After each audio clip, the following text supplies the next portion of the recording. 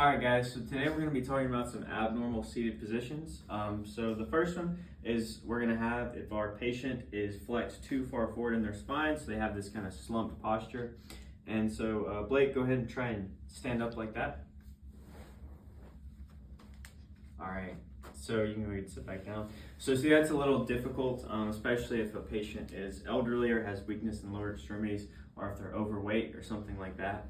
And so how we can adjust that and get them to get to a proper posture. We have a couple different types of cues. So verbally, I can just tell Blake, just stick your chest out, try to make that back as straight as possible, pinch the shoulder blades back here. Manually, I can just manually do that for him. So just kind of place the hand between the shoulder blades and on the shoulder and just pull him upright to where he's got a good feel of where he should be.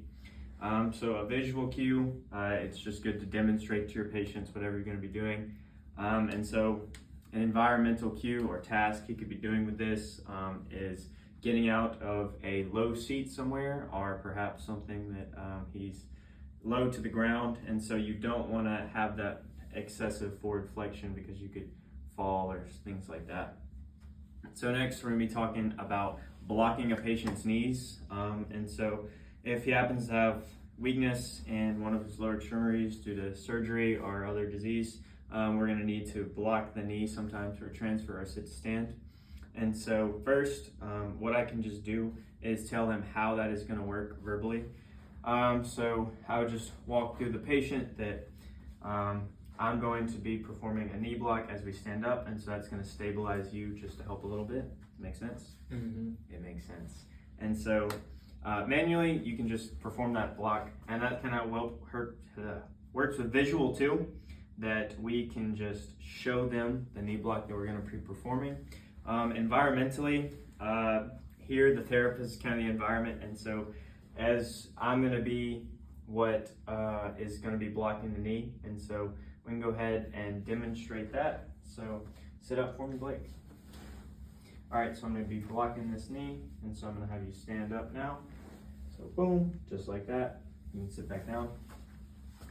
Last thing we're going to cover is doing a sit to stand from a 90 degree hip and knee flexed position. And so if you go ahead and get there for me. So we're going to have our hips and knees both at 90. Verbally, you just try to, if they know any bit about angles, right? We just want straight line on the hips and the knee. Manually, you can kind of position them in that position. So just placing their feet where they need to be, moving them up, back, or wherever that needs to occur. Visually, again, it's just good to demonstrate for your patient. You can show that to them.